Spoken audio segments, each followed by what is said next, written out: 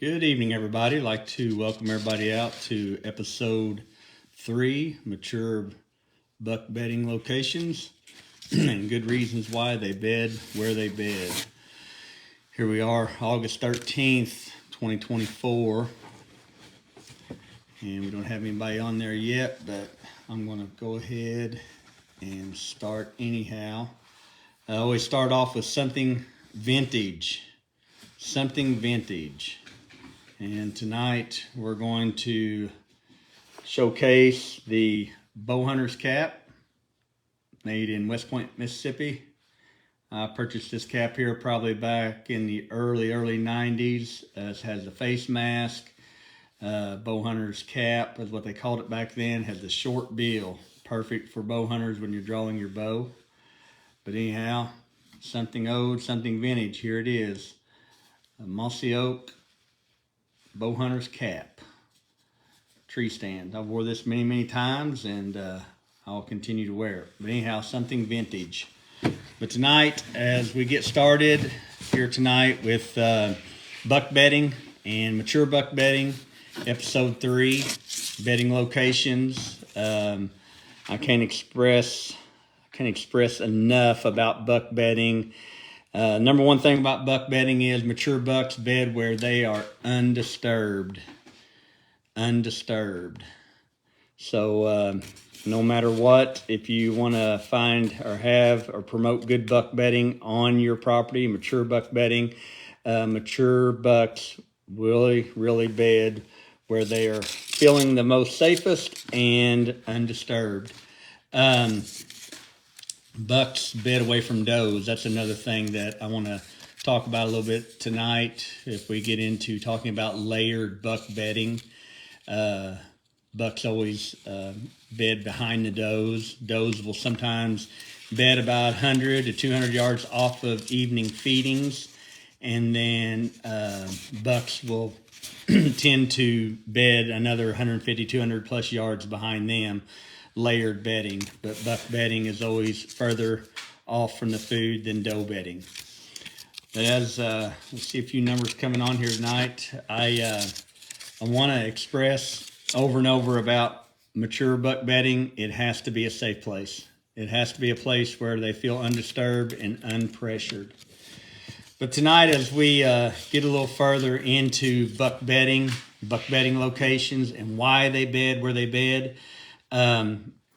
The information I give you tonight, and we'll keep it very elementary. I am subject to change. Deer will do what deer want to do, and a lot of that has to do with pressure, weather, and food, and breeding. But I want to talk tonight a little bit about open farmland bedding first, and then we'll get into the bigger timber bedding areas. But open farmland bedding, a lot of times I've noticed when I'm scouting during the winter months and during the off seasons, mainly during November, December, and January, a lot of these open farmland bucks, they tend to face the opposite direction of the wind.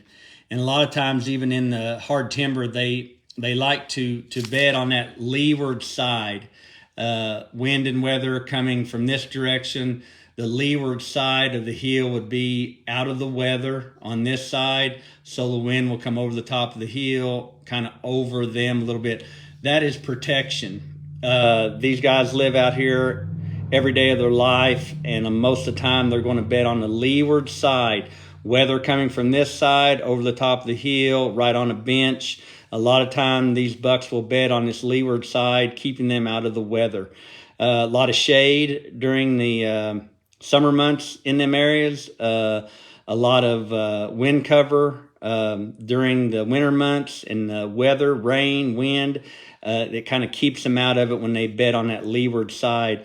It's a habitat that they desire. It's just in their makeup. It's just where and how they bed a lot of the times. We'll talk about that leeward side a little bit more here in a minute. But I've noticed in open farmland, mature bucks, their bedding is a lot of times just in small patches. It may be in clumps of woods. It may be a sinkhole. sinkhole, 20, 30 yard radius sinkhole or more or less. They like to bed in them areas. They kind of have some screened bedding. They really like screened bedding, to where I talked about that last week, where they can see out of the screen, but we can't see in. So that gives them cover, but it gives them the opportunity to be able to see what's out in front of them. And these farmland buck bedding fingers and ditches are big.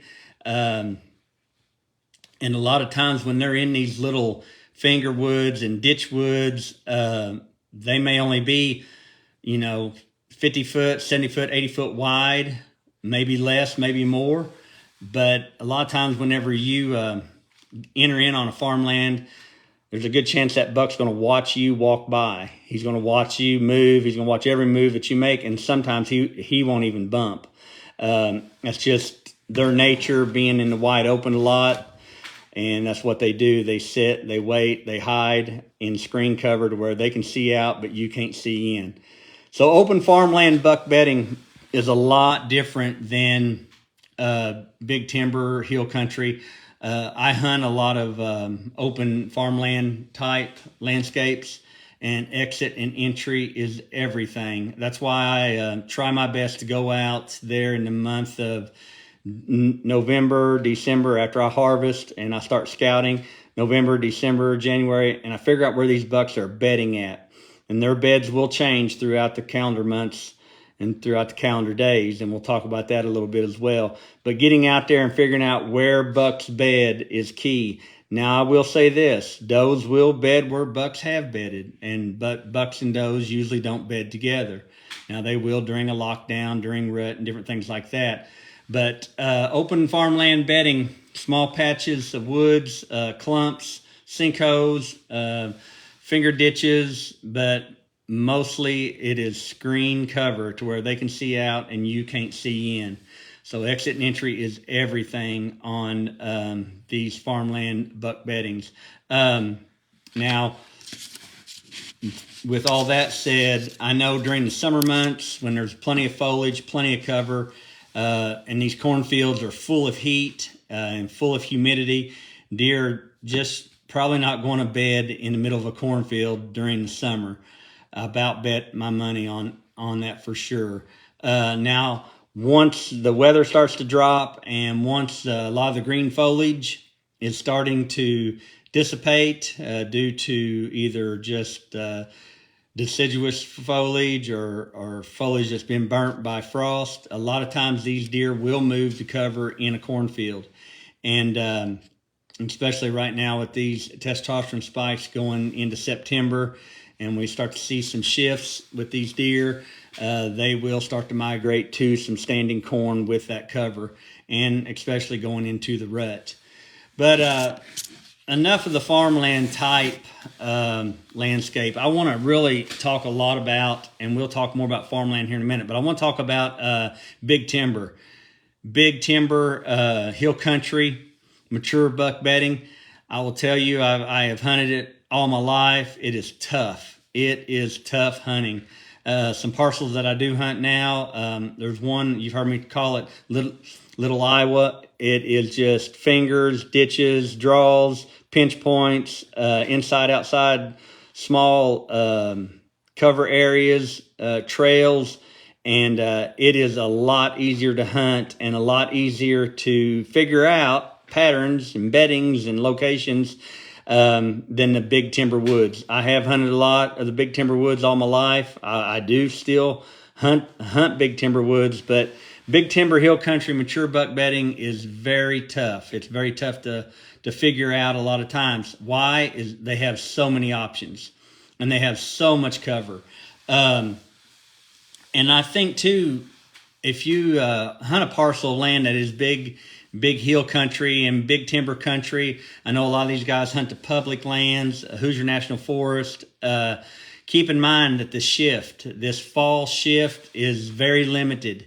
It's very limited to where a lot of times there's summer bedding and there's fall bedding, winter bedding. It's all the same. And here's why.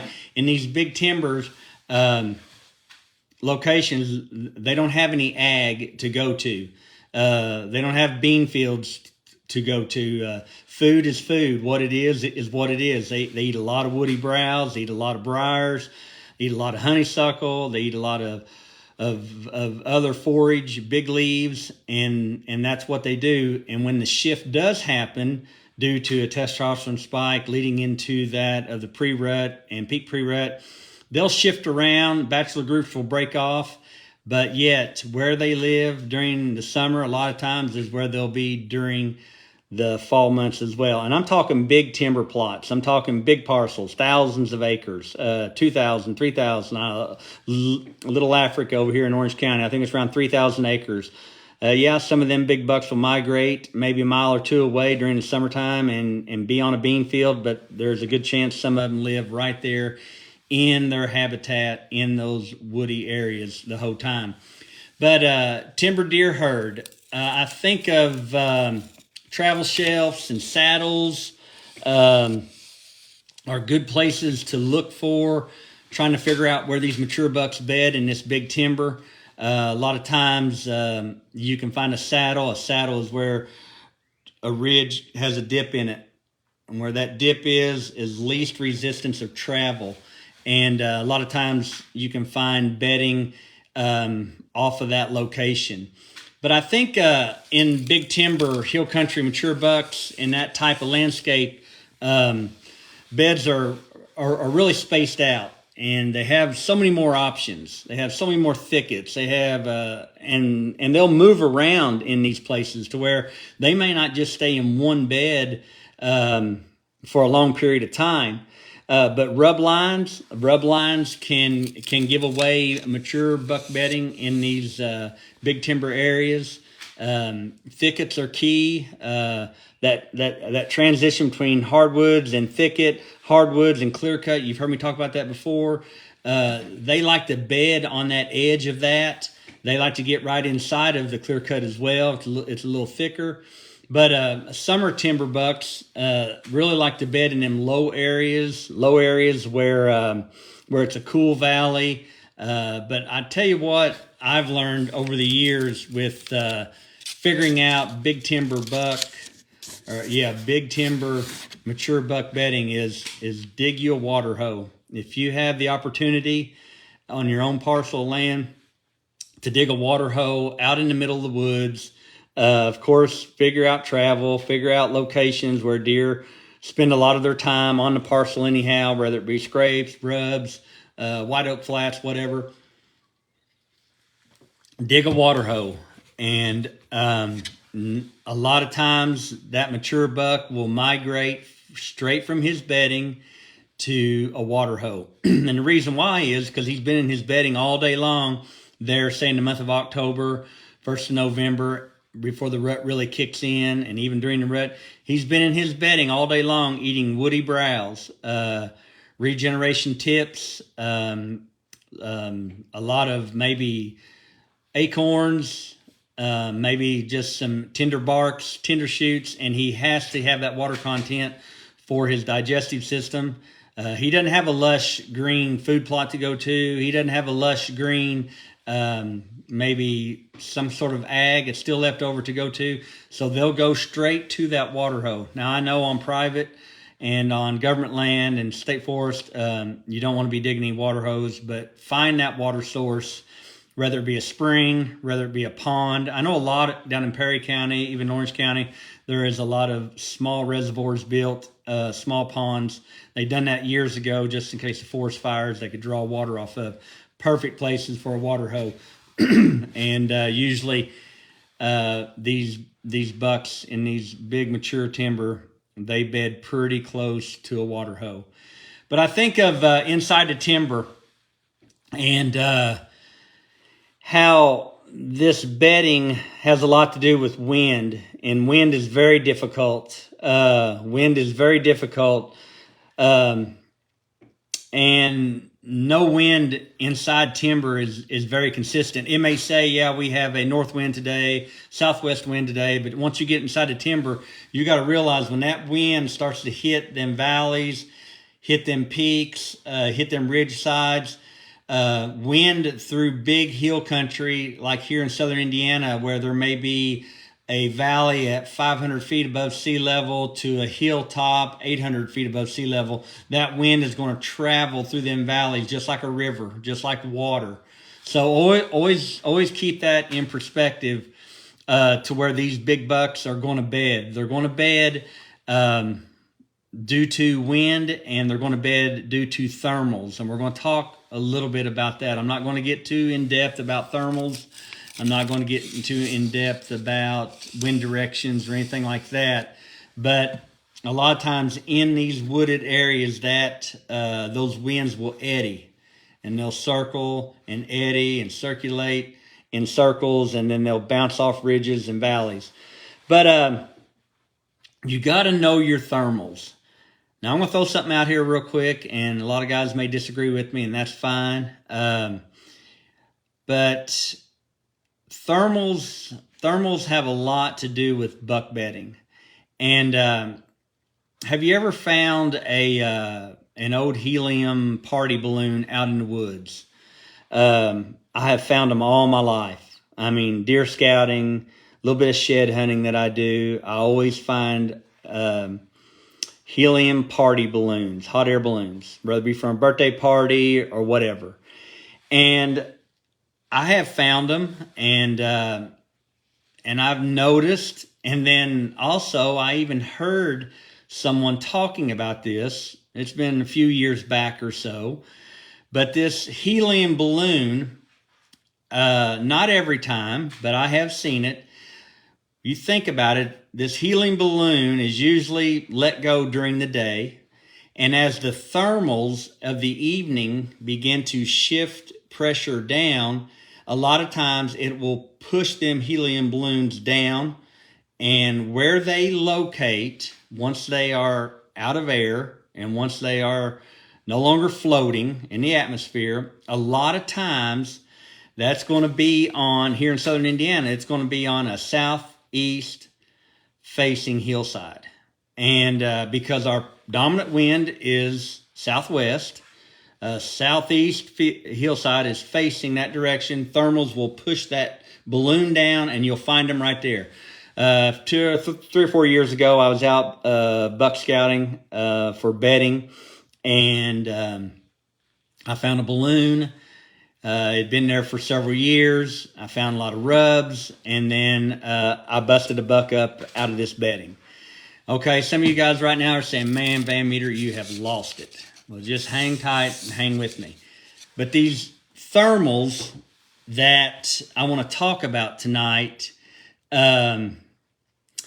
it pushes scent, it pushes pressures, and these bucks a lot of times will bed on that leeward side where the weather and the pressure and the wind's coming from.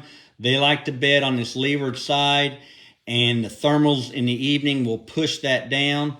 And so when you know your thermals, your AM thermals, heat rises, your thermals go up, your PM, it pushes down. And bucks, a lot of times they'll bed on this southeast facing hillside right on the top of it, the very pinnacle of it, on the leeward edge, kind of out of the weather.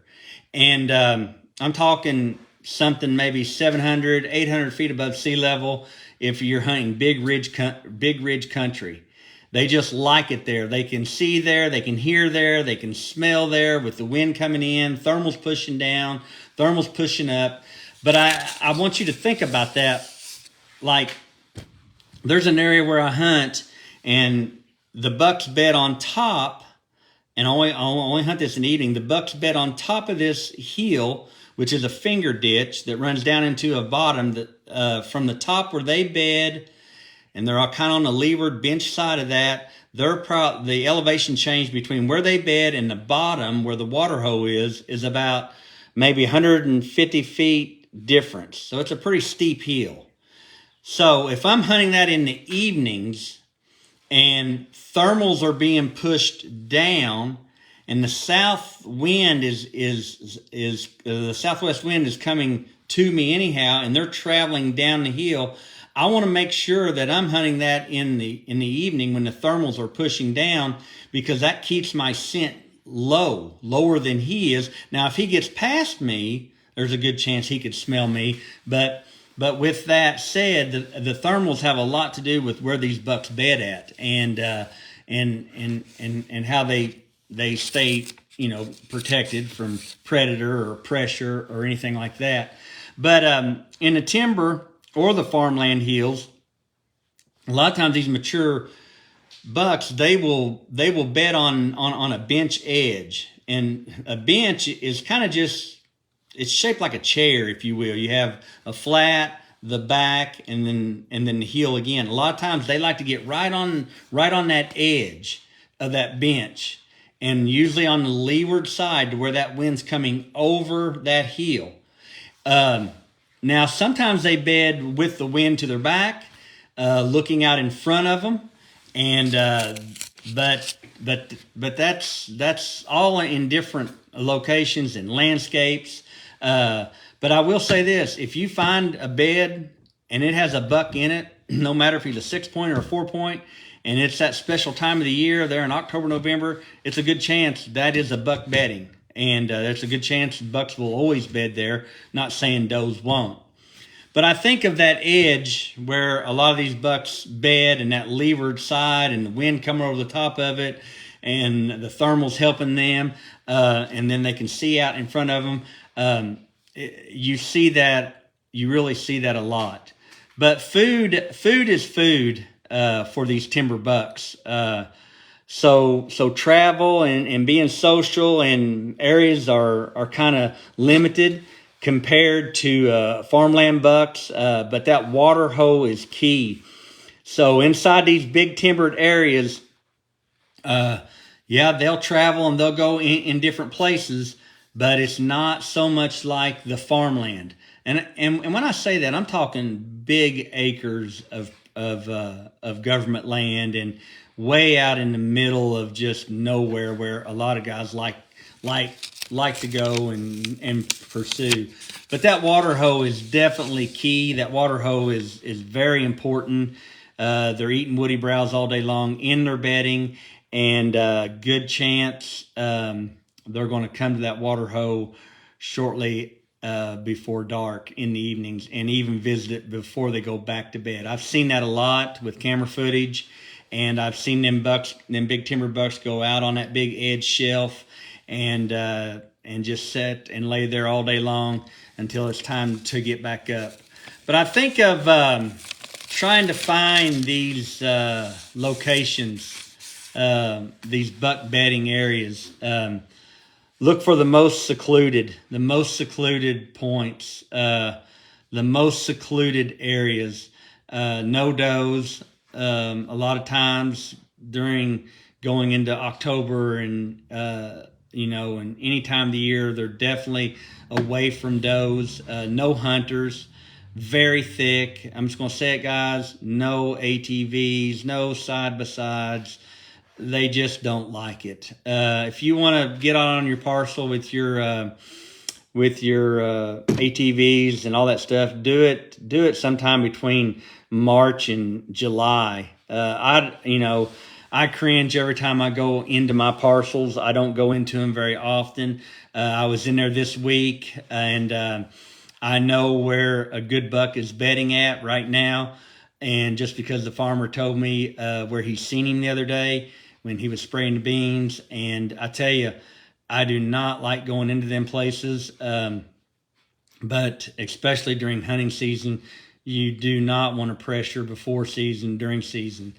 But you got to look for those most secluded areas.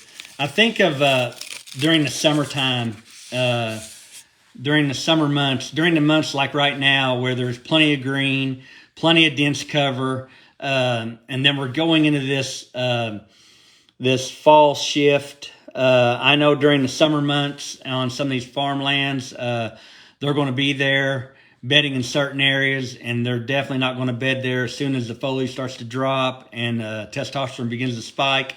But that fall shift where the testosterone rises, the foliage begins to fall, and then the food sources begin to change drastically, that's where these bucks are going to start shifting with their bedding locations.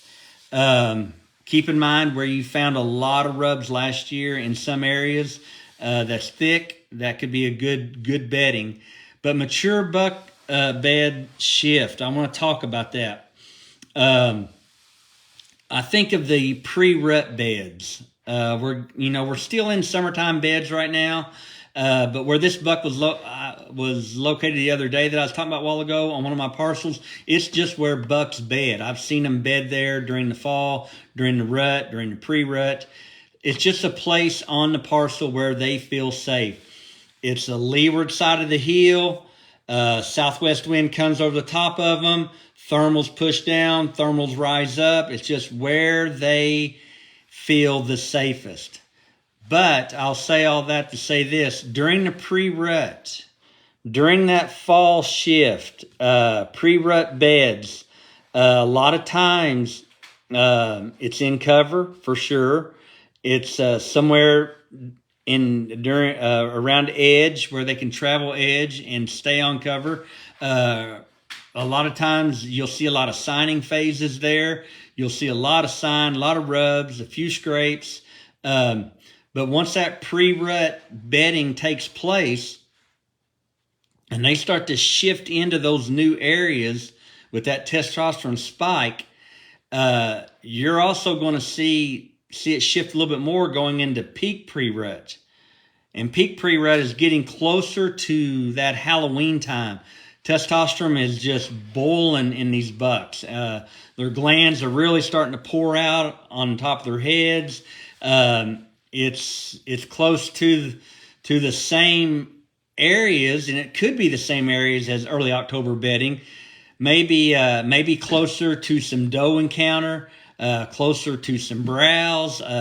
Food has changed. Some of you guys do food plots. I kind of depend mainly on briars and honeysuckle and just all natural green. A lot of time these peak pre-rut beds will be in that area.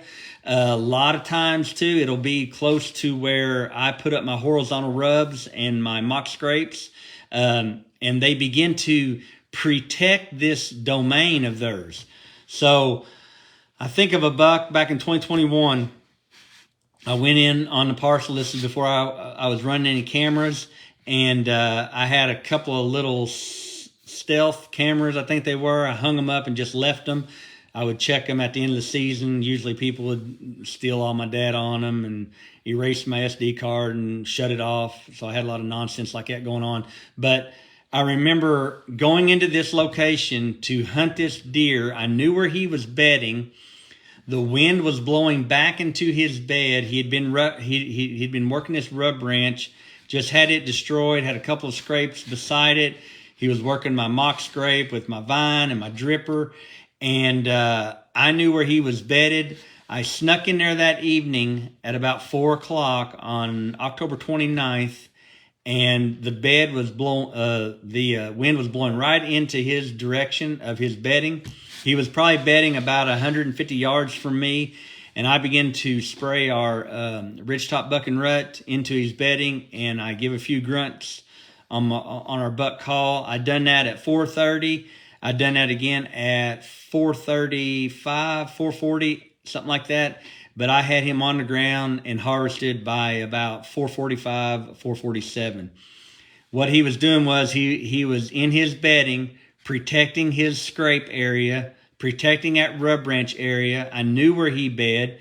It was peak pre-rut, and I called him right in, and he was ready to fight, bristled up, and I harvested him at about 12 yards. But I said that to say this. I think of pre-rut, peak pre-rut bedding, how that is sometimes close to where their scrapes are, close to where your mock scrapes are, rub branches, rub lines, just where they communicate with all of that. Bedding can be really close to them areas. So when you're hunting that scrape line, when you're hunting that rub branch, that mock scrape, you got to be super careful getting in there to hunt these guys, especially there around Halloween, because there's a good chance he is very close to that. Could be 100 yards, 200 yards away. But then I think of how bedding will change during the rut. Once we get into right there that first, second week of November, and maybe them bucks have already bred one doe, maybe they haven't bred their first doe, but they begin to close in and bed pretty close to doe feeding, doe travel. I have seen this a bunch. The buck I shot last year, I watched him come out of his bed the evening before I harvested him. I watched him come out of his bed about 200 yards away from me, walk up a fence row, go right into the middle. This would have been November 13th, I think it was, 12th, whatever it was. Watched him go right into an inside corner of about 8 or 9 does, and he picked a hot doe out and left with her. That next morning, I knew I had to get between his bedding and her bedding on travel, and I did, and I shot him at about 15 yards. But that bedding had changed so much during that rut time. They were really tightening in on some of them doe feeding areas. So bedding on these mature bucks, it can change. They can move around. But the main thing about mature buck bedding is they will bed where they feel the safest. And never forget that. They will bed where they feel the safest. I've noticed a few of the bucks I've shot here lately, they always run right back towards their bed. As soon as you put an arrow placement on them and they maybe run 100 to 150 yards or less, it's always right back to that safe place where they feel the most unpressured, which is in their bedding. So I hope this helped someone out tonight. And just keep in mind on this mature buck bedding, it's where he feels the safest. It's where he's the less pressured. I have about 4 or 5 different bedding areas that I know of on a certain parcel that I'm really concentrating on here. I'm thinking about possibly hunting early season this year. Just depends on what kind of camera footage I can find once I get my cameras up sometime in the 1st of October into September. But the main thing is you cannot pressure your parcels. You cannot, if you're after a mature buck, you cannot pressure your parcels. And these bucks definitely want to be unpressured. And if you can figure out where that's at, due to rub lines, due to wind directions, and like I said, a lot of times they like to face southeast hillsides. They love a southeast hillside, and that can vary on your parcel or anyone else's. Well, I sure hope this helped someone else tonight, and appreciate everybody tuning in. Appreciate all the business. Deer season's on its way. I'm getting excited. Been in the shop a lot, getting ready for this upcoming season. So hopefully everybody has a good, safe season, and you'll tune in again. I'm not sure what Tuesday, if I'll bring something next Tuesday or not, but just I'll keep everyone posted. Have a good night, and we're signing out. Van Meter and Son Lures. Thank you.